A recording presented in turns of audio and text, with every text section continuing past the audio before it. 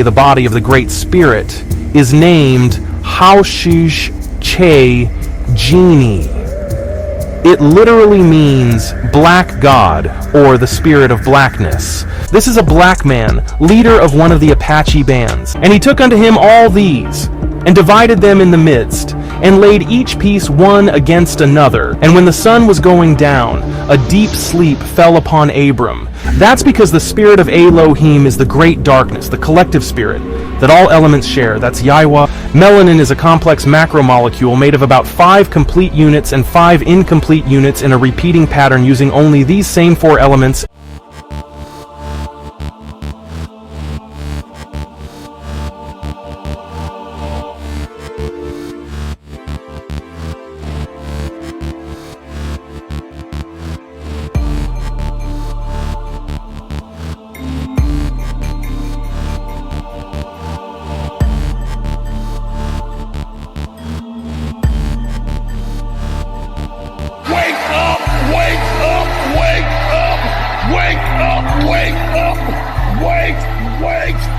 Wake up out of your sleep.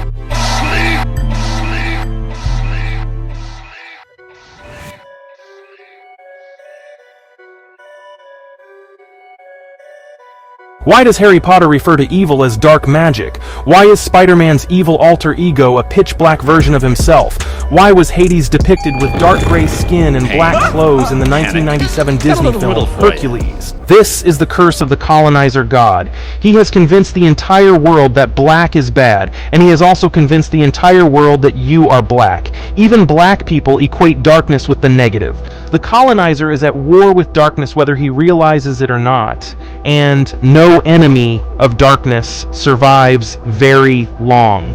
Today I'm going to show you why. I'm going to introduce you to the most sacred of all tribal spirits, the Amerindian god of Melanin.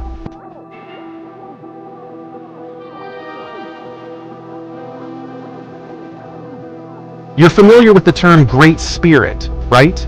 That's the English translation of the Teton Sioux term for the supreme deity. I'll do a separate presentation on that, but both Europeans and Native Americans have taken to calling the supreme deity of all Amerindian tribes the Great Spirit, even though most nations have more specific names for it. Well, the Navajo genuinely don't have a name for it. They refer to it as the unknown power, but they speak no sacred name for it. They separate the Great Spirit's identity into parts, and each part has its own identity. For instance, Sohan Y is both the sun and the masculine force that carries it across the sky. Yulgai Azja is the moon and the feminine force that wears it as her turtle shell. The biggest part of the Great Spirit, however, you might even say the body of the Great Spirit, is named YHWH. It literally means black god, or the spirit of blackness. The Navajo black god created not only the sun, moon, and stars, but also light itself.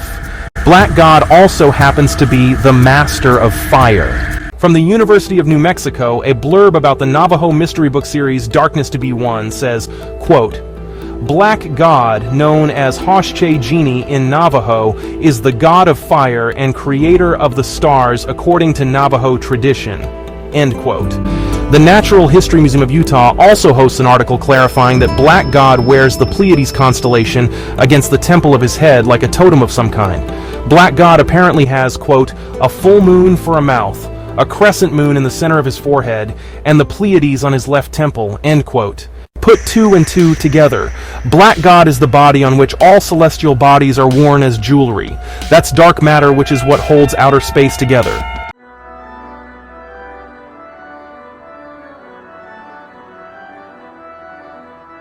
What did Melech Shlomo say in his commemoration speech at the dedication ceremony for the temple when it was newly built? Big Chief Peaceful One, whom you call King Solomon, said this in 1 Kings 8, verses 12 and 13. Quote, "Then spake Solomon, Yahweh said that he would dwell in the thick darkness. I have surely built thee an house to dwell in, a settled place for thee to abide in forever." End quote. Okay. Now read Sefer Bereshith, the book of Genesis. Chapter 15, verses 8 to 12. Abram asks Adonai Yahweh for confirmation that he's genuinely going to be the father of this hypothetical nation of Yat Sar-El. Saying Adonai Yahweh means he's addressing the totality of the collective of all elements. Adonai means masters, plural, yet Yahweh is obviously singular. Why? Because Yahweh is the collective sum of all elements in the universe.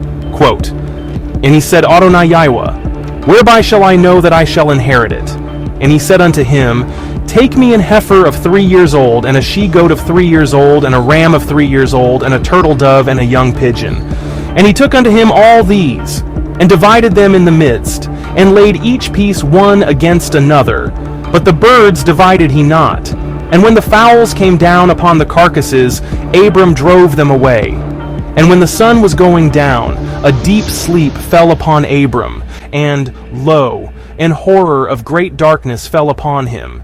And he said unto Abram, Know of a surety that thy seed shall be a stranger in a land that is not theirs, and shall serve them, and they shall afflict them 400 years. End quote. Stop right there. Who said this to Abram? It just says, and he said unto Abram, but who's the he? It's the great darkness that just fell upon him. The great darkness fell upon Abram, and he said unto Abram, Who said? The great darkness, which is what Yahweh dwells in. Remember? How does Yahweh dwell in darkness? It's because darkness is her covering, it's her spirit. Go back to creation. Genesis 1:2, quote, And the earth was without form and void, and darkness was upon the face of the deep, and the Spirit of God moved upon the face of the waters. End quote. God in Hebrew is Elohim, which is plural. It literally means life forces or living powers. El, power, high, living, put together it's Eloha, and the plural is Elohim. Living powers or life forces are elements, the physical forces that make life possible and sustain it. The verse we just read said darkness moved on the surface of the water, but then it said the spirit of Elohim moved on the surface of the waters. That's because the spirit of Elohim is the great darkness, the collective spirit that all elements share. That's Yahweh.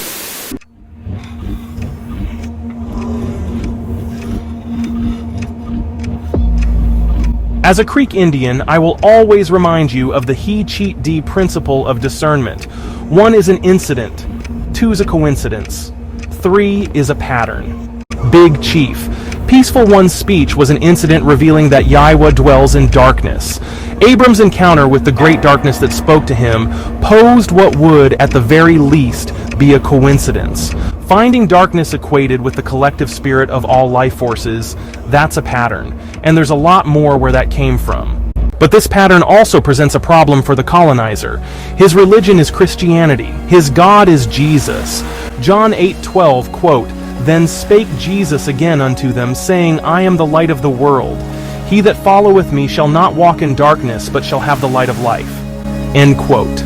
The paleface worships the light, and anyone who's following him is not walking in the great darkness. Not walking in the great darkness means not living your life according to the natural law of Yahweh. Choosing the light is the opposite of righteousness. It's deviance from nature. Christians live in direct opposition to the law of nature. Who invented and propagated this religion?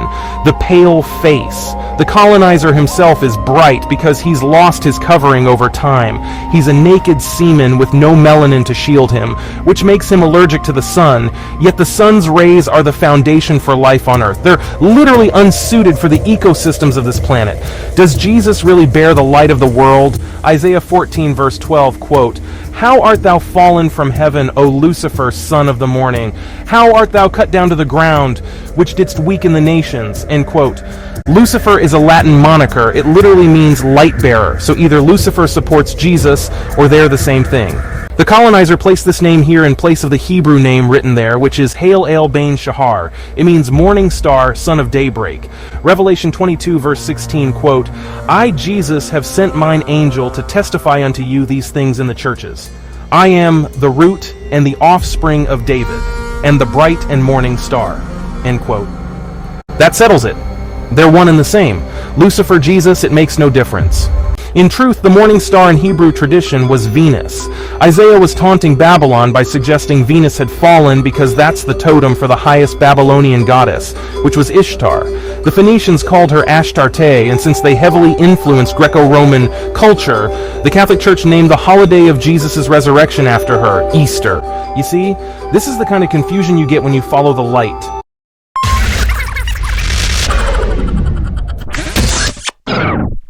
Hey y'all! First of all, like and subscribe to the channel, but also, YHWH is recruiting, and if you don't know what YHWH is, we're a grassroots activist group lobbying Congress to amend a bill to require education and research to acknowledge the Negro origins of Aboriginal groups of North America. If any of you have it to give, please support the campaign using the QR code on your screen, join the campaign with a donation, and if you have the time, you can even join our staff to help guide the organization, not just for this campaign, but also future endeavors. Don't speak about it, be about it. Let's go.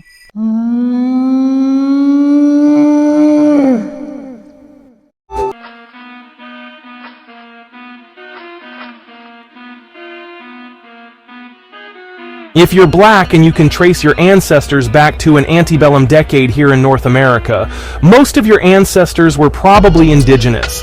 Less than half could potentially be from Africa. Your American Indian bloodlines likely trace to multiple tribes, though, and you need to know what those are. If they descend from the so-called 5 civilized tribes or their immediate neighbors or any Algonquian nation no further north than Pennsylvania or Ohio, then there's a strong chance that they're actually offshoot clans from the Athabascan migration. The Athabascan migration, or Na-Diné, reached the Americas sometime in the first millennium BCE, which perfectly correlates with the most logical time frame for ancient Northern Israelites dispersing from the proto-Mongolic society in which they previously resided as refugees. I'll explain all that in my next presentation, but the heart of Athabascan society in the U.S. is the Navajo. Many of our eastern tribes are highly likely to be related to the Navajo, even if you've only connected yourself to the Powhatan or the Choctaw, for example. Athabascan clans continued their migration beyond the Navajo and Apache territories due east, and they left a trail of small black tribes along the way. Again, I'll explain how we know all that in my next presentation, but the question you should be asking is, why does it matter if our tribes connect to the Navajo and Apache and all those guys out west?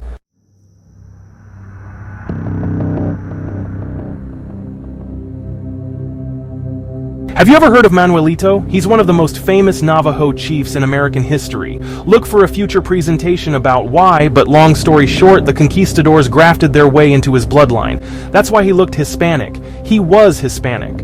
This is his wife, Azya. She's near the end of her life in this photo. The photo was taken in 1901. She's standing against a white brick backdrop. Note the contrast between that wall and her shawl, then note how close her complexion is to the darkness of her shawl.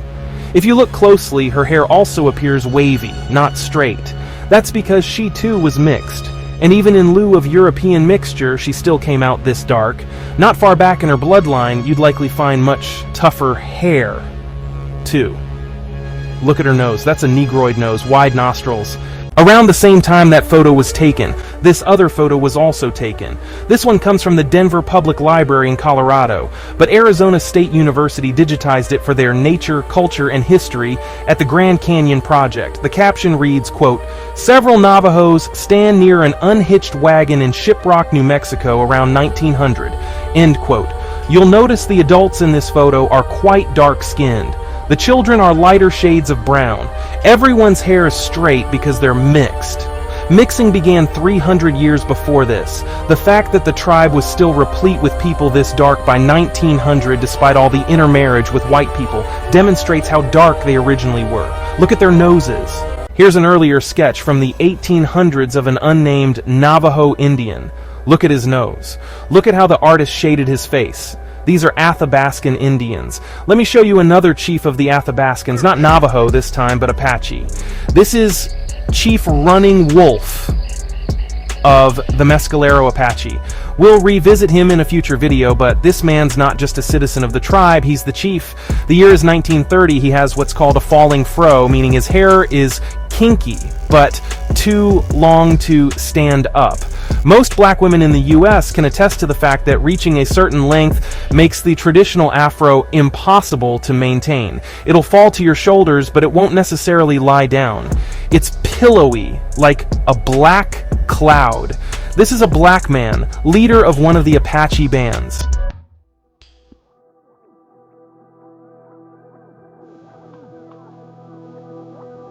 The Diné were black, and Navajo shamanism attributes creation to dark matter, the flesh of outer space, the skin of the universe, Black God.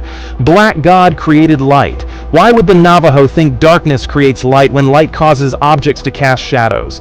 Isn't that backwards thinking? The same backward thinking that the Hebrew writers of the Yatzar-Li creation folk tradition. You'll notice the elements famously say, "Let there be light," but there's no verse in which they say, "Let there be darkness." In fact, darkness is hovering over the waters at the very beginning before any creation process starts. Light coming from darkness is a Hebrew concept. Black God created the stars, but he's specifically known for creating the Pleiades constellation, a group of 7 stars. That's his celestial totem. The ancient Yatzar-Lim viewed those same 7 stars as the signature of the creator. That's why both Yob and Amos identify YHWH as the maker of the 7 stars. Job 9:9 calls YHWH he, which maketh Arcturus, Orion, and Pleiades. Amos 5:8 instructs the children of Yatzar-El to seek the maker of the 7 stars and Orion. Black God was also the master of fire. Why would the Navajo associate darkness with fire? Perhaps because their ancestors passed down an oral history about experiences in which they were physically visited by the darkness of outer space, and fire was the element most consistently involved. Take, for instance, the encounter on Mount Horeb when the Yatzar-Lim received the commandments. YHWH manifested upon the top of the mountain and personally conversed with Moses. Deuteronomy 4, verses 10 and 11. Quote, "Especially the day that thou stoodest before YHWH Elohim in Horeb, when YHWH said unto me, Gather me the people together, and I will make them hear my words, that they may learn to fear me all the days that they shall live upon the earth, and that they may teach their children. And ye came near and stood under the mountain, and the mountain burned with fire unto the midst of heaven, with darkness, clouds, and thick darkness." End quote. Get it? The manifestation of YHWH in front of the Yatzar-Lim was thick darkness covering the mountaintop, and the mountainside burned with fire all around. This was clarified in verse 22 of the following chapter. Look at this. Quote, "These words YHWH spake unto all your assembly in the mount out of the midst of the fire, of the cloud, and of the thick darkness, with a great voice, and he added no more. And he wrote them in 2 tables of stone, and delivered them unto me." End quote. This is the foundational folklore of Yatzar-El. If you haven't noticed, the entirety of ethnic Yatzar-Li identity is based on the tradition that, unlike other ethnic groups, they directly interact with existence, which is the universe. The universe chose them to be the priesthood of humanity, so it manifested in their presence physically.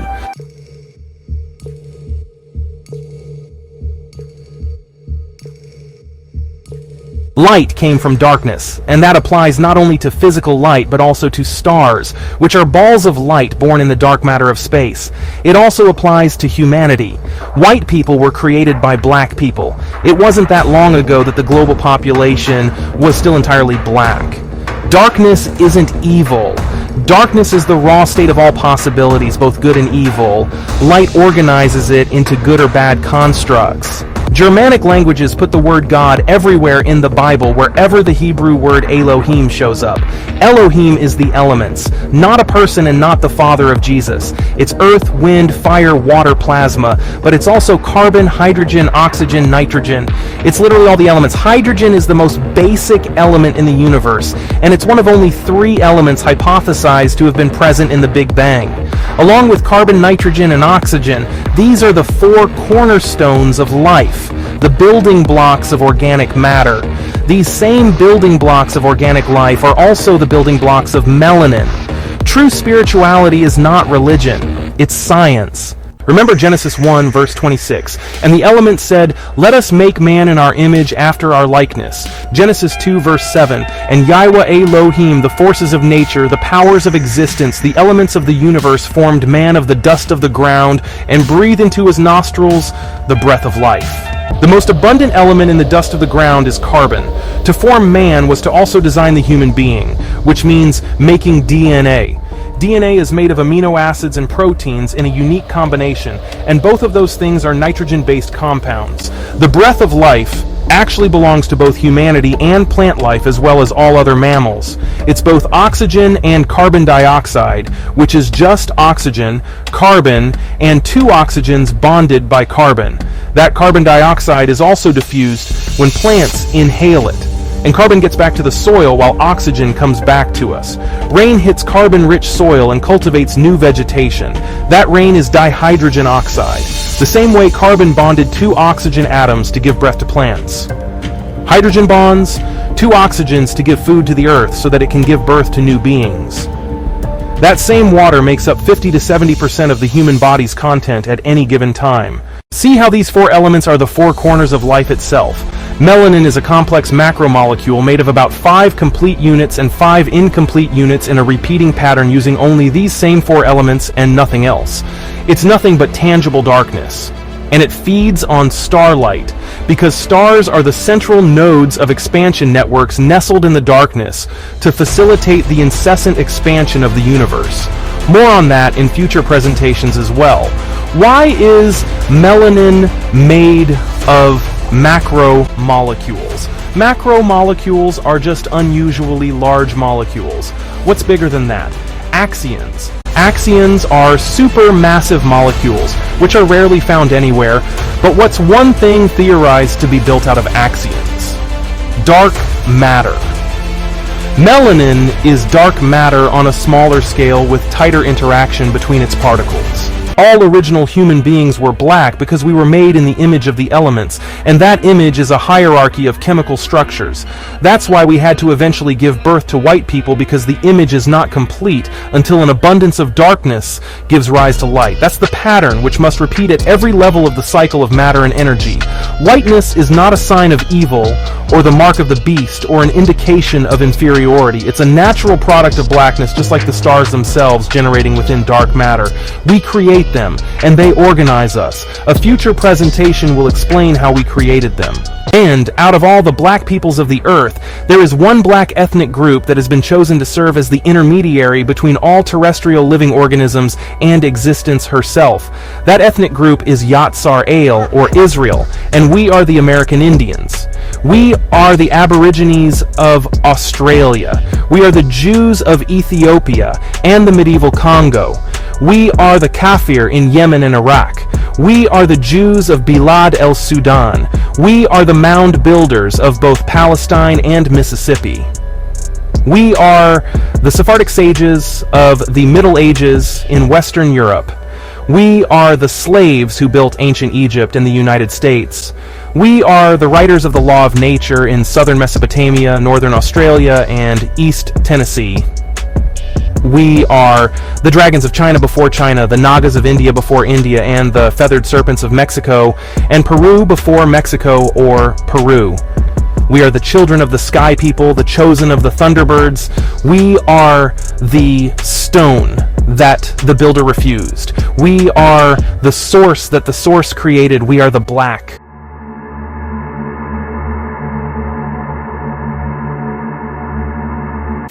Even Islam, despite all its nonsensical fallacies and contradictions, includes this understanding simply because it inherits from ancient Arabs an oral tradition that actually chronicles the gradual creation of white ethnic groups not so long ago, back when Arabs themselves were still black. How did you get here?